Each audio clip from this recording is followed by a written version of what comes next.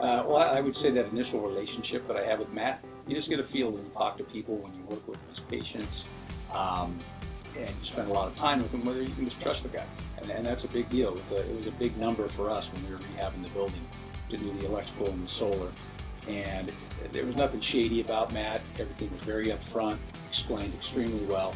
And so we just felt comfortable going with him. And then during the process, anything that had to happen, there's always change orders, there's always things the city wants, there's always all these things. It was just easy.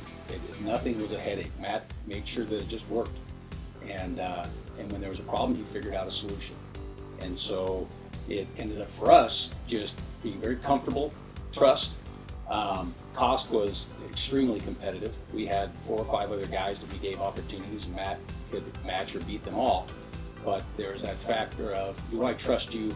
And then we're talking kind of like before, but after the fact, anything that was wrong, he fixed. Anything that was, there's always little catch-up items, there's always things that break, there's always things that just kind of happen, and you call Matt, it just gets done.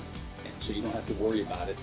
And when Matt explained the warranty on the panels and their service and what they did, you just feel like, hey, in 10 years, I'm not going to call the guy and he's not going to answer the phone.